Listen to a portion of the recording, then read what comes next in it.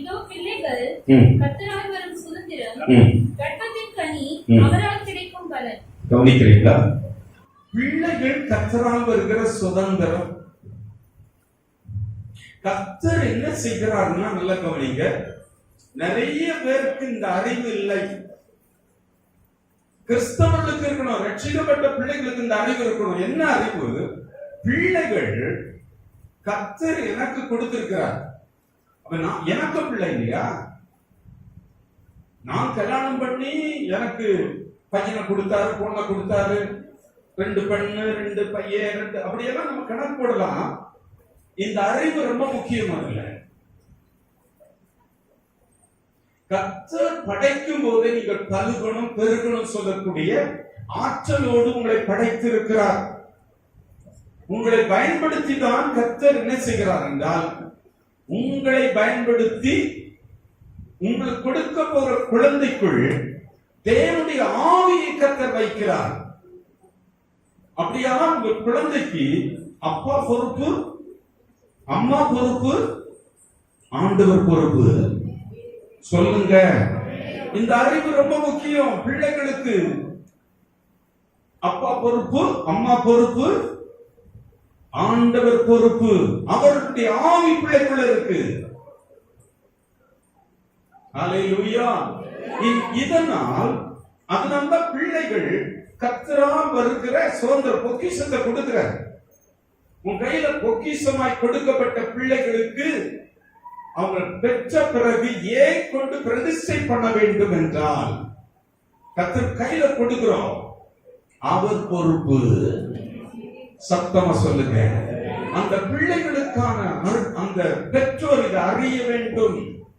ஒவ்வொரு தாய்க்கும் தகப்பனுக்கும் தெரிய வேண்டிய மிக உன்னதமான சத்தியம் என்னவென்றால், என் பிள்ளை கர்த்தரால் வந்த சுதந்திரம், பொக்கிஷம். இதை நான் பெற்றுக்கொண்ட நான் சரியாக பிள்ளைகளை நிர்வகிக்க வேண்டும். பிள்ளைகளை சரியாக கர்த்தருக்கு ஏற்றபடி, கர்த்தர் விரும்புகிறபடி, கர்த்தருக்கென்று வளர்க்க வேண்டும். சொல்லுங்களேன். பிள்ளைகளை கர்த்தருக்காக வளர்த்து, கர்த்தருடைய நோக்கத்துல வளர்த்து, கர்த்தர் விரும்புகிறபடி வளர்த்துட்டீங்கன்னா அந்த பிள்ளை, கவனிங்க, கர்த்தர் என்ன அந்த பிள்ளைக்கு வச்சிருக்காரோ அந்த இடத்துக்கு நேரா பிள்ளை வளர ஆரம்பிச்சிடும், போக ஆரம்பிச்சிடும், மேல வந்துடும். அவர் வழி காட்டுகிறார், அவர் பொறுப்பெடுக்கிறார். பிள்ளைக்கு வேண்டிய அனைத்தையும் பிள்ளைக்கு கர்த்தர் செய்கிறார். எத்தனை பேர் விசுவாசிக்கிறீங்க? அல்லேலூயா. இதுல நல்ல கவனிங்க. அப்பாவுக்கு பொறுப்பு கொஞ்ச நாள் தான், பிறகு விட்டுருவீங்க. அம்மாவுக்கு பொறுப்பு கொஞ்ச நாள் தான், பிறகு விட்டுருவீங்க. ஆனால் கர்த்தர் ஒரு நாள் விட மாட்டார். ஹல்லேலூயா. கர்த்தர் ஸ்தோத்திரம். நல்ல கவனிங்க.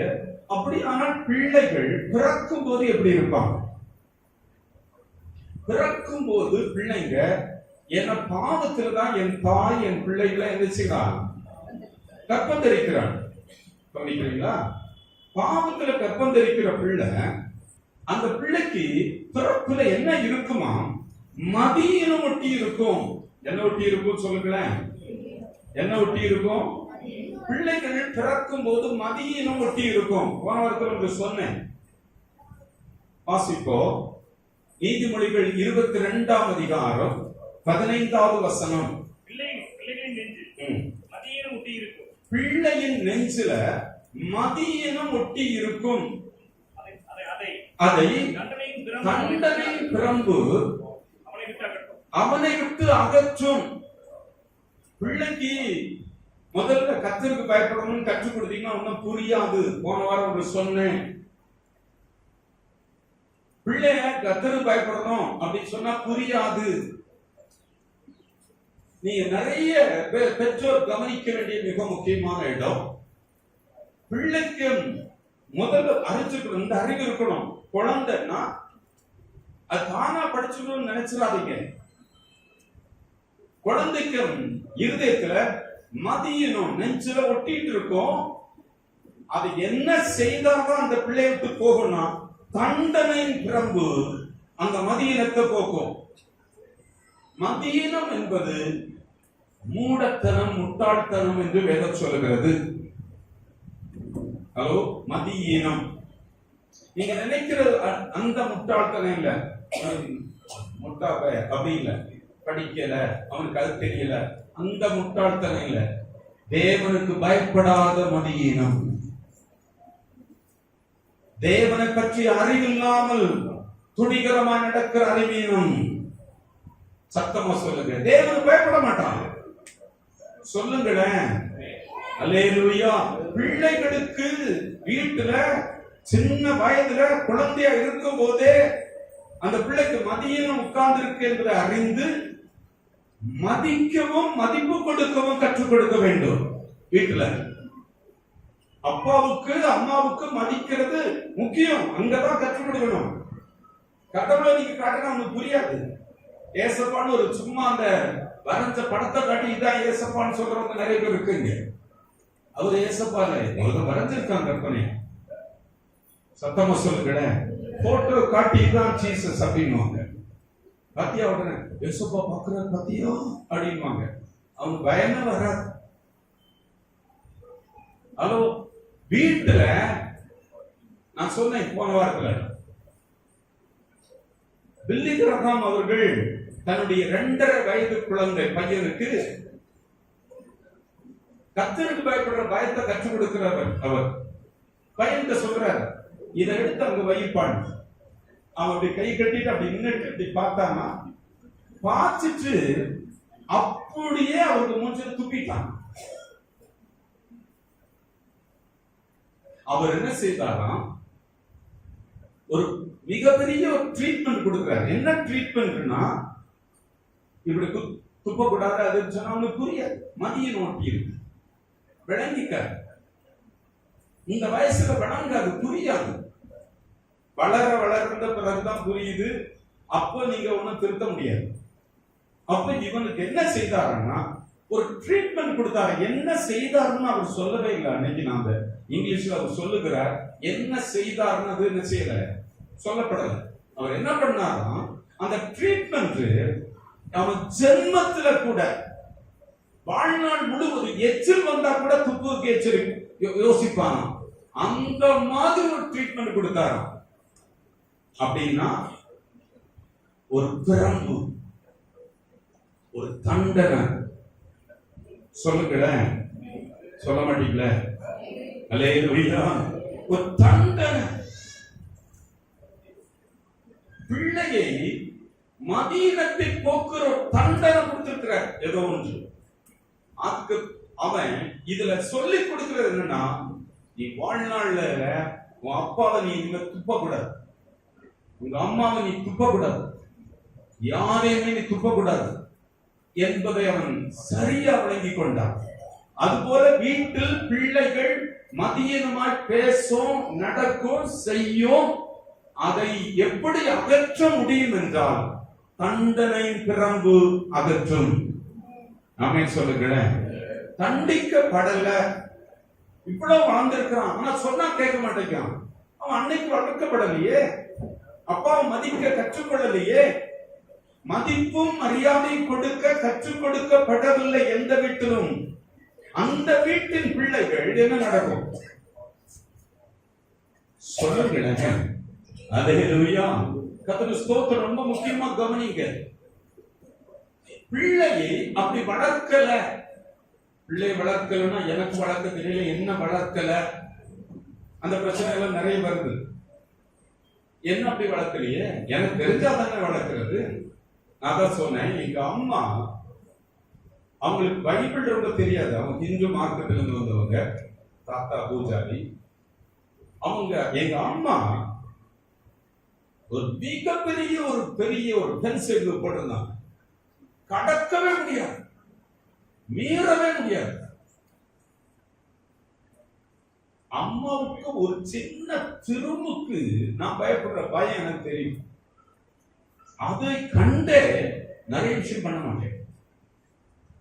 அடியும் சின்ன பிச்சு தான் வச்சிருப்பாங்க, சுட்டுன்னு இருக்கும். வளர்ப்பு அப்படி. பைபிள் தெரிஞ்சு வளர்க்கல, கொஞ்சம் தெரியும், கொஞ்சம் பாடுவாங்க, கொஞ்சம் நம்பி ஜெபம் பண்ணுவாங்க, அதெல்லாம் இருக்கும். ஆனா இந்த மாதிரி சத்தியம் தெரிந்து வளர்க்கல. நான் வளரல, அதனால என் பிள்ளை வளர்க்கலன்னு சொல்லக்கூடாது. உங்க கையில் ஒரு பொக்கிஷத்தை கொடுத்திருக்கிறார். இதுவரை நீங்க பண்ணல, இனியாகிலும் பண்ண வேண்டும். சொல்லுங்க அல்லேலூயா.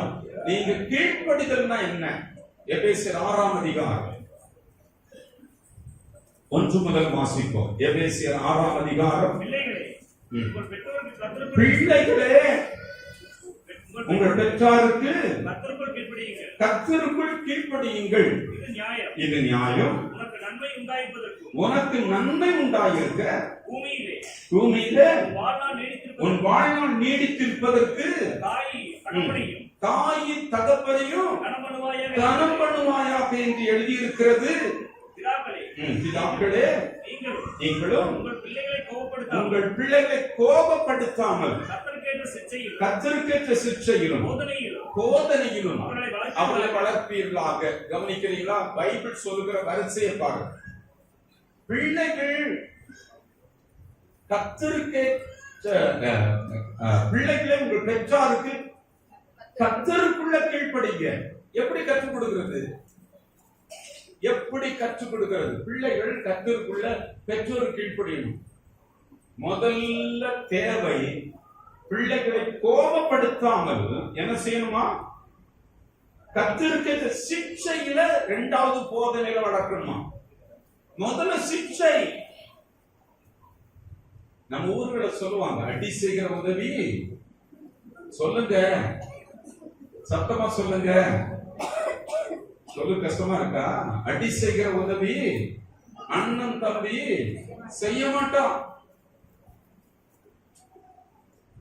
முதல்ல சிக்ஷை, அது பிறகு போதனை. நம்ம வீட்டுல இருக்கா? எல்லாத்தையும் விட்டு கொடுப்போம். நான் அன்னைக்கு சொன்னேன், சின்ன வயசுல போட அப்படின்வா. நம்ம சிரிப்பா வரும். நம்ம பிள்ளை அப்படி சொல்றாங்க ஜாலி. ஒரு 18-20 வயசுல போட அப்படின்னா எப்படி இருப்போம்? அதோ சின்ன வயதுல இது அனுமதிக்கப்பட்டவை, இதை செய்யலாம், இது செய்யக்கூடாது, இதை பார்க்கலாம், இதை பார்க்க கூடாது, இதை பண்ணலாம், இது பண்ணக்கூடாது, இதை குடிக்கலாம், இதை சாப்பிடலாம், சாப்பிடக்கூடாது என்று நாம் அன்னைக்கு சிக்ஷித்து வளர்த்திருக்க வேண்டும். சொல்லுங்களேன். சின்ன வயசுல நான் நல்லா தான் இருந்தேன். சின்ன வயசுல ஒண்ணும் பண்ண மாட்டான். நான் கொடுக்குற சோத்துக்காக இருப்போம். நான் கொடுக்குற துணி, நான் பராமரிக்கிற பராமரிப்புக்காக ஒழுங்கா இருப்பான். அவன் சொந்த காலில் சம்பாதிக்கும் முடிவெடுக்க ஆரம்பிச்ச பிறகுதான் பண்ணுவான். சத்தமா சொல்லுங்களேன். சபை அறிய வேண்டிய அறிவு, அறிவு. என் ஜனம் அறிவில்லாம தான் குடும்பங்கள், பிள்ளைகள், அவருடைய எதிர்காலங்கள் பாழாய் கொண்டிருக்கிறது. பிள்ளைகளின் லைஃப் வளர்த்து வர வேண்டிய பிள்ளைகள் நல்லா வரல, குடும்பங்கள் வரல. சொல்லுங்களேன். அல்லேலூயா. மதிப்பும் மரியாதையும் அப்பாவுக்கு அம்மாவுக்கு பிள்ளைகள் கொடுக்க வேண்டும் என்று சின்ன குழந்தையாக இருக்கும் போதே கற்றுக் கொடுக்கப்பட வேண்டும். அங்க கற்றுக்கொண்டால்தான் அந்த பிள்ளை ஸ்கூல்ல டீச்சருக்கு, மற்றவர்களுக்கு மதிப்பும் மரியாதையும் கொடுக்க ஆரம்பிக்கும்.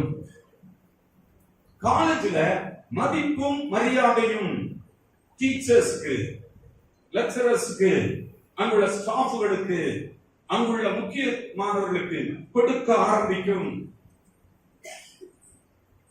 ஆமென் சொல்லுங்களேன். சபையில் கவனிக்கிறீங்களா? பிள்ளைகள் மதிப்பும் மரியாதையும் கொடுக்கிற பிள்ளைகளாக வீட்டில் வளர்க்கப்பட்டிருந்தால் மட்டும்தான் இங்க செய்வார்கள். ரோமருக்கு எழுதும் நிருபத்துல 13ஆம் அதிகாரம் 1-2 வசனங்களை படிப்போம். அதிகாரம் உள்ளவர்களுக்கு இப்படியே கடவர். ஏனென்றால் தேவனாலே அன்றி ஒரு அதிகாரமும் இல்லை. உண்டாயிருக்கிற அதிகாரங்கள் தேவனாலே நியமிக்கப்பட்டிருக்கிறது. ஆதலால் அதிகாரத்திற்கு எதிர்த்து இருக்கிறவர் தேவனுடைய நியமத்திற்கு எதிர்த்து இருக்கிறார். அப்படி எதிர்த்து இருக்கிறவர்கள் தங்களுக்கு தாங்களே ஆக்கினை வருவித்துக் கொள்கிறார்கள். கவனிங்க. உலகம் முழுவதும் எங்கும் அதிகாரம் இருக்கிறதை நீங்க பார்க்க முடியும். எங்கும் இருக்கும். அதிகாரம் உலகம் முழுவதும் இருக்கும். இதை நம்ம அறியணும். நிறைய பேர் இந்த அதிகாரத்துக்கு உட்படுறது இல்லை. உலகம் முழுவதும் இருக்கிற அதிகாரம், இந்த பூமி கர்த்தரால் படைக்கப்பட்ட இந்த பூமி அதிகாரத்துக்குள் இருக்கிறது, தேவனுடைய ஆளுகைக்குள் இருக்கிறது என்பதை நீங்கள் அறிய வேண்டும். இந்த அதிகாரத்தை உலகம் முழுவதும் மனிதனுடைய கையில கர்த்தர் கொடுத்திருக்கிறார். சத்தமா சொல்லுங்களேன். அந்தந்த பிராந்தியத்தை, அந்தந்த காரியங்களை ரூல்ஸோடு ரெகுலேஷன்ஸோடு நடத்தும்படி அரசாங்கங்களை வைக்கிறார், அதிகாரிகளை வைக்கிறார், தலைவர்களை வைக்கிறார். கவனிக்கிறீங்களா? ரோடே இருக்கட்டும், அங்க ரூல்ஸ் இருக்கும், அதிகாரம் இருக்கு. அங்க தேவனால் ஏற்படுத்தப்பட்டது. காடுகள் அதிகாரம் இருக்கு, தேவனால் ஏற்படுத்தப்பட்டது. நிலங்கள் மேல அதிகாரம் இருக்கு, தோட்டங்கள் மேல அதிகாரம் இருக்கு, விளைச்சல் மேல அதிகாரம் இருக்கு, வியாபாரங்கள் மேல அதிகாரம் இருக்கு, வணிகத்தின் மேல, தொழில்கள் மேல அதிகாரம் இருக்கு. இந்த அதிகாரங்களை நம்முடைய பிள்ளைகள் வீட்டில மதிக்கவும் மரியாதை கொடுக்கவும் கற்றுக் கொடுக்கப்பட வேண்டும். சத்தமா சொல்லுங்களேன். அல்லேலூயா. அப்படி செய்யும் போது மட்டும்தான் அவன் தொடர்ந்து கவனிங்க. ஏன் அப்படி கற்றுக் கொடுக்கிறோம்னா, இந்த அதிகாரம் தேவனால் உலகம் முழுவதும் நியமிக்கப்பட்டிருக்கிறது. இந்த அறிவு ரொம்ப முக்கியம். தேவனால் இந்த அறிவு நமக்கு கொடுக்கப்பட்டிருக்கு. இந்த அறிவில்லை என்றால் தனக்கு தானே ஆக்கினியை வருவித்துக் கொள்வான். விவோ அதுக்கு இருக்கார் அதிகாரம். நம்ம எல்கையில விவோ இருக்கார், பஞ்சாயத்து பிரசிடென்ட் இருக்கிறார், எக்ஸிகியூட்டிவ் ஆபீசர் இருக்கிறார், ஆர்ஐ இருக்கிறார், தாசில்தார் இருக்கிறார். இவர்களுக்கு கீழாக ஒரு கண்காணிப்பு பெரிய குழு இருக்கு. ஹலோ, ஒரு வீடு இருக்கிறதா, உங்கள் வீட்டுக்கு ஒரு அதிகாரம் இருக்கு. அது என்றாக முடியாது. அங்கு குடும்ப தகப்பன் நியமிக்கப்பட்டிருக்க, தலைவராக நியமிக்கப்பட்டிருக்கிறார். அதிகாரத்திற்கு உட்பட்ட வீடு. குடும்ப தலைவி, சத்தமா சொல்லுங்க, அங்க பொருளாதார நிர்வாகம் இருக்கிறது, அங்க சட்டங்கள் இருக்கிறது, அங்க இது பண்ணக்கூடியது, இது பண்ணக்கூடாது என்று ஒழுங்குமுறைகள் இருக்கிறது. வீட்டுக்குள்ள ஒரு கம்பெனிக்குள்ளே அதிகாரம் இருக்கிறது. ஒரு ஓனருக்கு, ஒரு கடை நடத்துகிறவருக்கு மதிப்பும் மரியாதை கொடுக்க வேண்டும். நான் சில நாளைக்கு முன்னால இந்த பைபாஸ்ல போய் ஒண்டிப்புதூருக்கு திரும்புறேன். பட்டணத்துல இந்த லென்ஸ்ல ஒரு சின்ன ப்ராப்ளம் இருக்கிறது நான் புரிகிறேன். ஒரு சின்ன பவர் வித்தியாசம் இருக்கு. இந்த கண்ணாடி ஏன் கழட்டுறேன்னா ஒரு சின்ன பவர் வித்தியாசம் இருக்கு. கவனிக்கிறீங்களா? இதை நான் போட்டு கார் ஓட்டிட்டு போறேன். ஒரு சின்ன டிஃபரன்ஸை நான் பார்த்த உடனே எனக்கு மனதுல தோன்றின ஒரு மிக முக்கியமான காரியம், கண் இல்லாதவர்களை, கால் கை ஊனமானவர்களை, காது இல்லாதவர்களை, பலவீனமானவர்களை நீ மதிக்கவும் மரியாதை கொடுக்க வேண்டும் என்று கர்த்தர் எனக்கு உணர்த்தினார். சொல்லுங்க, இதுதான் தெய்வ பயம். மற்றவர்களை மதிக்கவும் மரியாதை கொடுக்கவும் கற்றுக்கொள்ளுதல் மிக முக்கியம். சபை ஆராதனை மதிக்கணும், மதிப்பு கொடுக்கணும். அப்போது என்றால் கர்த்தரையும் கர்த்தருடைய வார்த்தைக்கு நான் மதிப்பு மரியாதை கொடுக்கிறேன் என்ற அர்த்தம். கர்த்தருடைய வார்த்தைக்கு கீழ்ப்படிதல், கர்த்தருக்கு பயப்படுகிறவன். சத்தமா சொல்லுங்களேன். அல்லேலூயா. இங்க நடக்கிற சண்டே ஸ்கூல் மதிக்கணும், மரியாதை கொடுக்கணும். தேவன் ஏற்படுகிற ஒழுங்கை கடைபிடிக்கணும். டீச்சர்ஸ் மதிக்கப்படணும். தேவன் நியமித்திருக்கிறார். ஏதோ இவ்வளவு ஆவாதம் தான், இவன் பண்றான் அவன் பண்றான், இந்த பாஸ்டர் அப்படிதான். அப்போ என்றைக்கு நீங்கள் உங்களுக்கு நியமிக்கப்பட்டவர்கள் கர்த்தரால் நியமிக்கப்பட்டிருக்கிறார்கள் என்று நீ கருதவும் மதிக்கவும் மரியாதை கொடுக்கவும் ஆரம்பித்தால் நீ கர்த்தருக்கு பயப்படுகிறீர்கள். சொல்லுங்க அல்லேலூயா. கர்த்தருடைய வார்த்தை எங்களுக்கு கொடுக்கப்படுது. பாக்கியவானாக என்னை மாற்றுகிறதுக்கு ஆலோசனை கொடுக்கிறார். இந்த ஆலோசனை மதிக்கிறேன், இந்த ஆலோசனையை நான் மரியாதை கொடுக்கிறேன். நான் அசட்டப்படுறது இல்ல. சத்தமா சொல்லுவோமா? 13ஆம் அதிகாரம் 1ஆம் வசனத்தின் 2ஆம் பகுதியை பாருங்க. தேவனால் அஞ்சி ஒரு அதிகாரம் இல்லை. இந்த அறிவு தான். இது அறியாமல் இருந்தால் சங்காரமாய்க்கொண்டே இருப்போம், அழிந்து கொண்டே இருப்போம், பாதிக்கப்பட்டு கொண்டே இருப்போம், கண்ணீருக்குள் வாழ்ந்து கொண்டிருப்போம்.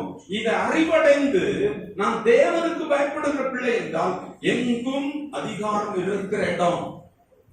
இதற்கு நான் மதிக்கவும் மரியாதை கொடுக்கவும் வேண்டும் என்று நீங்கள் பழக வேண்டும். படிக்கிற இடத்தில் டீச்சர்ஸ் ஏதாவது பையன் வந்து கம்ப்ளைண்ட் பண்ணுவான், அப்பா அம்மா உடனேயே எடுத்து குதிச்சு சாடி டீச்சர்கிட்ட என்ன நீ இப்படி பண்ற? ஹலோ, டீச்சர்ஸை மதிக்கவும் மரியாதை கொடுக்கவும் கற்றுக்கொள்ள வேண்டும். சத்தமா சொல்லுங்க அல்லேலூயா. பெண்கள் வீட்டையும் மதிக்கவும் மரியாதை கொடுப்பதும், வாலிபர் கூடுகை மதிக்கவும் மரியாதை கொடுக்கவும், ஆராதனை மதிக்கவும் மரியாதை கொடுக்கவும். அல்லேலூயா. ஒரு டிரைவர் வண்டி ஓட்டுறார், மதிக்கவும் மரியாதை கொடுக்கவும். எனக்கு ஒரு வேலை பணிவிட செய்யறாங்க, கிளீன் பண்றாங்க, இந்த இடத்தை டேபிள கிளீன் பண்றாங்க, மதிக்கவும் மரியாதை கொடுக்கவும். சத்தமா சொல்லுகிறேன் அல்லேலூயா. கர்த்தருக்கு ஸ்தோத்திரம் உண்டாக்கட்டும். மதிக்கணும். அது வீட்டுல கற்றுக்கொள்ளாதவர்கள் செய்ய மாட்டாங்க. உண்டாயிருக்கிற அதிகாரங்கள் எல்லாம் தேவனால் உண்டாயிருக்கு. அந்த இடத்துல இவங்க இத பண்ணிட்டு இருக்காங்க, தேவனால் உண்டாயிருக்கு. இத பண்ணுகிறாங்க என்றால் தேவனால் உண்டாயிருக்கு. குடும்பத்தில் அப்பாவாக ஒருவர் இருக்கிறாங்க, தேவனால் உண்டாயிருக்கிறது. அம்மாவாக இருக்கிறாங்க, தேவனால் உண்டாயிருக்கிறது. பஸ்ல கண்டக்டர், டிரைவர் தேவனால் உண்டாயிருக்கிறார். இந்த கடையை நடத்துகிறவர் தேவனால் வைக்கப்பட்டிருக்கிறார். எதையும் பண்ணக்கூடாதுங்க. சத்தமா சொல்லுங்க. மதிக்கணும், மரியாதை கொடுக்கணும். சத்தமா சொல்லுவோம் அல்லேலூயா. கர்த்தருக்கு ஸ்தோத்திரம் உண்டாகட்டும். இதை நான் செய்கிற போதுதான் தேவனுடைய ஆசீர்வாதம். ஏன் இந்த மதிப்பு மரியாதை என்பதற்கு பின்னால் தான் என்னுடைய ஆசீர்வாதம் இருக்கு. கர்த்தருக்கு பயப்படுகிறவனுடைய வீட்டுல தான் பாக்கியங்களும் நன்மைகளும் உண்டாகுது. பாக்கியம் எப்போ வரும்? நன்மை எப்போ வரும்? எப்போ தொழில் வரும்? எப்போ வருமானம் வரும்? எப்போ ஹெல்த்தியான சூழ்நிலை வரும்? எப்போ ஆசீர்வாதங்கள் வரும்? எப்போது பாக்கியங்கள் வரும்? என்னென்ன பாக்கியம் இழந்து நிக்கிறோம் யோசித்து பாருங்க. சங்காரம் இருக்கும், சங்காரமா இருக்கும். என் பிள்ளைகள் இதுல சங்காரம் கூட கர்த்தருக்கு பயப்படணும். அல்லேலூயா. நல்ல கவனிங்க. பொல்லாத விஷயங்களுக்கு விலகலாம். ஆனா பாக்கியம், நீ பாக்கியவான் என்பதை அறிந்து அந்த பாக்கியம் என்ற அந்த சத்தியத்துக்குள் வாழ பழகுவது உங்களை மேன்மையாக வைக்கும். சத்தமா சொல்லுவோம் அல்லேலூயா. மிக முக்கியம், மிக முக்கியம். ஒரு செக்யூரிட்டி இருக்கிறார், ஒரு வாட்ச்மேன் இருக்கிறார், அவரை மதிக்கவும் மரியாதை கொடுக்க வேண்டும். ஒரு வயதானவர் இருக்கிறார், மதிக்கவும் மரியாதை கொடுக்க வேண்டும். ஒரு திறமையற்றவர் இருக்கிறார், ஒரு கஷ்டப்படுகிறவர் இருக்கிறார், மதிக்கவும் மரியாதை கொடுக்கவும் அறிய வேண்டும். ஒரு ஆலோசனை நமக்கு கிடைக்கிறது, அதை மதிக்கவும் மரியாதை கொடுக்கவும் வேண்டும் என்று கர்த்தர் விரும்புகிறார். சத்தமா சொல்லுவோமா? அல்லேலூயா. 3வது வசனம் வாசிங்க. மேலும் 2வது வசனம். ஆதலால் அதிகாரத்திற்கு எதிர்த்து நிற்கிற அதிகாரம் இப்படி எங்கெல்லாம் நம்ம மீறுகிறோமோ அது தேவனுக்கு பயப்படவில்லை என்ற அர்த்தம். கர்த்தர் சொல்கிற ஆலோசனைகளுக்கு, வார்த்தைகளுக்கு கீழ்ப்படியாதவர்கள் இப்படி இருப்பார்கள். சொல்லுங்க. ஆதலால் அதிகாரத்திற்கு எதிர்த்து நிற்கிறீங்க, பண்ணாதீங்க. எதிர்த்து நிற்கிறவர்கள் தேவன் நியமித்த நியமனங்களுக்கு எதிர்த்து நிற்கிறார்கள். போலீஸு மட்டும் இல்ல பயப்படுறது, கோர்ட்டுக்கு மட்டும் இல்ல பயப்படுறது, கவர்மெண்ட் ஆபீசருக்கு மட்டும் இல்ல பயப்படுறது. அது ஒரு நடிக்க விடாது. பயப்படணும், யோசிக்கணும். நான் எங்கெல்லாம் பயப்படாம இருக்கிறேன், ஏன் நான் பாதிக்கப்படுகிறேன்? என் சனம் இந்த வேத அறிவு இல்ல, மற்ற எல்லா அறிவும் இருக்கு. இந்த வேதத்தின் அறிவு, தேவனை பற்றிய அறிவு, அவர் விரும்புகிற காரியங்களை அறியாமல் சங்காரமாயிட்டு இருக்காங்க. சொல்லுங்க. தேவன் நியமித்த நியமனங்களுக்கு எதிர்த்து நிற்கிறான். அப்படி எதிர்த்து நிற்கிறவர்கள் தங்களுக்கு தாங்களே ஆக்கிரியை வருவித்துக் கொள்கிறார்கள். நான் எப்படி பயப்படணும்? ஏன் கணவருக்கு கீழ்ப்படியணும்? அவருக்கு ஏன் மதிப்பு மரியாதை கொடுக்கணும்? ஹலோ, முக்கியம். ஏன் கணவருக்கு பயப்படணும்? 3வது வசனம் வாசிப்போம். 7வது வசனம் வாசிப்போம். யாவருக்கும் செலுத்த வேண்டிய கடமைகளை செலுத்துங்கள். யாவருக்கும் செய்யணுமா? எல்லாருக்கும். யாவருக்கு செய்ய வேண்டிய கடமைகளை செலுத்துங்கள். எவருக்கு வரியை செலுத்த வேண்டியதோ, எவருக்கு வரி செலுத்தணுமோ அவனுக்கு வரியை செலுத்துங்க. ஃப்ராட் பண்ணாதீங்க. கர்த்தருக்கு பயப்படுங்க. அடுத்தது, எவனுக்கு தீர்வை செலுத்த வேண்டியதோ, தீர்வை செலுத்தணுமோ அவனுக்கு தீர்வை செலுத்துங்க. மதிப்பும் மரியாதை கொடுத்து, அது முக்கியம், அவசியம். அப்படி இல்லை என்றால் நாம் அழிந்து போவோம். நமக்கு நாமே நிர்மூலமாகி கொண்டிருப்போம். சத்தமா சொல்லுங்க. நிறைய வந்தது மாறு இருக்கும், பொத்துன்னு எங்கேயோ விழுந்துரும். தெரியாது நிறைய பேருக்கு. நல்லா டெவலப் ஆயிட்டு இருக்கும், அடிச்சு முடிச்சு அங்க போட்டிருக்கோம். கைய காலை காணாது, ஆளை காணாது, பல விஷயங்கள் அடி வாங்கி கிடக்கும். மொத்தமா போகும். கர்த்தருக்கு பயப்படுதல். ஆமென் சொல்லுவோமே. அல்லேலூயா. கர்த்தருக்கு ஸ்தோத்திரம் உண்டாகட்டும். கர்த்தருக்கு பயப்படுதல் போதிக்கிறதுக்கு முன்னால சிக்ஷித்து போதிக்கணும். முதல்ல சிக்ஷை, கட்டிந்து அடி கொடுத்து தண்டனை கொடுத்து பிள்ளைகளை ஒழுங்கு கொடுக்கணும். இப்படி பண்ணக்கூடாது. இப்படிதான் இருக்கணும். சர்ச்சு தான் இப்படிதான் இருக்கணும். ஹலோ, சண்டே ஸ்கூல்லாம் இப்படிதான் இருக்கணும். கம்பெனியில வேலைன்னா வேலைக்காரன் அங்க அப்படிதான் இருக்கணும். கற்றுக்கொள்ளணும். கம்பெனியில போயிட்டு இல்லை, முதலாளிக்கு கீழ்ப்படியணும். மேலான அதிகாரம் உள்ளவர்களுக்கு கீழ்ப்படியணும். சொல்லுங்களேன். ஹல்லேலூயா. கர்த்தருக்கு ஸ்தோத்திரம் உண்டாகட்டும். ரொம்ப முக்கியம். உபாகமம் 8ஆம் அதிகாரம் 5வது வசனத்துக்கு போவோம். ஒருவன் தன் புத்திரனை சிட்சிக்கிறது போல, ஒரு புத்திரனை சிட்சித்து வளர்க்கிறது போல உன் தேவனாய் கர்த்தர் உன்னை சிட்சிக்கிறார் என்று அறிந்து கொள். ஆண்டவர் சிட்சிக்கிற இடங்களை சோதிச்சு உட்கார்ந்துடணும். ஏன் நான் அடி வாங்குறேன்? ஏன் நான் பாதிக்கப்படுகிறேன்? தேவனுக்கு எங்க மதிப்பு கொடுக்கல, மரியாதை கொடுக்கல? வசனத்துக்கு ஏன் மதிக்க மாட்டேங்கிறேன்? அந்த ஆலோசனை ஏன் மதிக்க மாட்டேங்கிறேன்? இந்த வழிகாட்டுதலுக்கு ஏன் மதிக்க மாட்டேங்கிறேன்? ஏன் மரியாதை கொடுக்க மாட்டேங்கிறேன்? இதை நீ செக் பண்ணீங்கன்னா கர்த்தர் உங்களை உணர்த்துவது தெரியும். அடி வாங்கிட்டு இருக்கோம், தன் ஓன் புத்தியில கண்டபடி போனான். லூசிபரை பற்றி உங்களுக்கு சொல்லிக் கொடுத்த நான் ஆண்டவருக்கு மேல போவோம். அவர் கீழே இருந்து பணிந்து ஆராதனை செய்ய வேண்டியவர். நான் அப்படி பண்ணுவேன், இங்க போவேன், அங்க போவேன், முடிவெடுத்தான். அவனுக்கு நடந்து முடிந்தது உங்களுக்கு தெரியும். அகாலமான பாதாளத்தில் விழுந்தான். அந்த ஆட்டிடியூட் நம்முடைய ரட்சிக்கப்பட்ட ஜனங்களுக்குள் வரக்கூடாது. இந்த அறிவு உங்களுக்கு மிக முக்கியம். சத்தமா சொல்லுங்களேன். அல்லேலூயா. சத்தமா சொல்லுவோமே. அல்லேலூயா. அதுதான் கீழ்ப்படிதலின் அர்த்தம். மதிப்பும் மரியாதை கொடுப்பதுதான் கீழ்ப்படிதல். இப்ப வாசிப்போம். 7வது வசனத்திலிருந்து படிப்போம். உபாகமம் 7 முதல் படிப்போம். தேவனாகிய கர்த்தர் உன்னை நல்ல தேசத்திலே பிரவேசிக்க கவனிக்கிறீங்களா?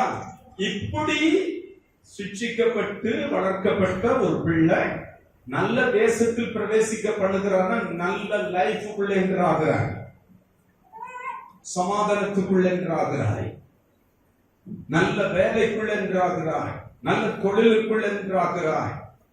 நம்ம நினைக்கிற வேற எங்கேயோ இருக்குன்னு நம்ம தாறுமாற நடந்துட்டு ஏதோ தொழில் வந்துருது, வேலை வந்துருது, வருமானம் வந்துருது, பிசினஸ் வந்துருது, நல்ல ப்ரமோஷன் வந்துருது நினைக்கிறோம். இல்லை, கர்த்தருடைய ஆலோசனை கேட்டு மதிப்பு மரியாதை கொடுத்து நடக்கிற பிள்ளைகள் நல்ல தேசத்தில் பிரவேசிக்கிறார்கள், நல்ல குடும்ப வாழ்க்கைக்குள் பிரவேசிக்கிறார்கள். அங்கு பாக்கியமும் நன்மை உண்டாகிறது, அங்கு சுகம் உண்டாகிறது, அங்கு சமாதானம் உண்டாகிறது.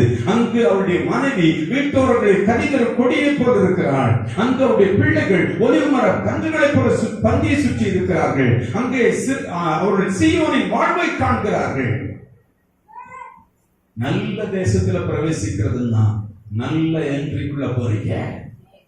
நல்ல எதிர்காலங்கள் உனக்கு உண்டாக்க போகுது. சிக்ஷிக்கப்பட்டு போதிக்கப்பட்ட பிள்ளைங்க, மதிப்பு மரியாதை கொடுக்க கற்றுக்கொண்டவங்க நல்ல என்ட்ரிக்குள்ள போறாங்க. எதிர்த்து நிக்கிறவங்க மூடர்கள் என்று வேதம் சொல்லுது. நாமே சொல்லுவோமா? அல்லேலூயா. சத்தமா சொல்லுங்க. கர்த்தருக்கு ஸ்தோத்திரம் உண்டாகட்டும். என் ஜனம் பாக்கியம் உள்ளதுன்னா என்ன? நீங்க பாக்கியவான்கள். இந்த அறிவை அடைந்து நான் ஒழுங்காகிறேன், அதனால என் வாழ்க்கை மாறுகிறது.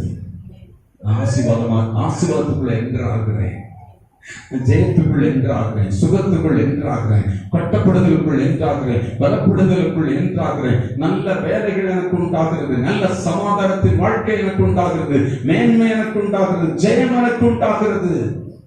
சத்தமா சொல்லுகிறேன். ஹல்லேலூயா. கர்த்தருக்கு ஸ்தோத்திரம் உண்டாகட்டும். நல்ல திருமணம் நடக்குது, நல்ல பொருளாதாரம் நடக்குது. எங்க என்றாகிறோம்? மதிப்பு மரியாதை கொடுக்கிற பிள்ளைகள் வாழ்க்கையில நல்ல தேசத்தில் பிரவேசிக்க பண்ணுகிறார். 14 வசனங்களின் பிறகு படிங்க, நான் முடிக்க விரும்புகிறேன். அல்லேலூயா. பின் நாட்கள் உங்களுக்கு என்னெல்லாம் நடக்க போகிறது என்பது அங்கு சொல்லுது. தொழில், வருமானம், வீடு, நல்ல வீடு, நல்ல சுகம், நல்ல சமாதானம், நல்ல வெற்றி. இந்த வாழ்க்கையை இழந்தவர்கள் தான் ஐயோ ஆண்டவரே 41 நாள் உபவாசம், 21 நாள் உபவாசம், 3 நாள் உபவாசம், அங்க போட்டாப்பான்னு கதறணும். நீங்க ஆபத்துல கூப்பிடணும். அழிஞ்சு கிடக்கிறவன் தான் இந்த ஜபம். ஆனா நீ அழியாமல் வாழ மதிப்பு மரியாதை கொடுத்து வாழ கற்றுக்கொள். நாம சொல்லுவோம், இந்த அறிவை பெற்ற ஜனம் பாக்கியம் உள்ளது. என் ஜனம் இந்த அறிவு இல்லாமல் சங்காரமாகிறார்கள். சத்தமா சொல்லுவோமே. கர்த்தருக்கு ஸ்தோத்திரம் உண்டாகட்டும். நாம் ஜெபிப்போம்.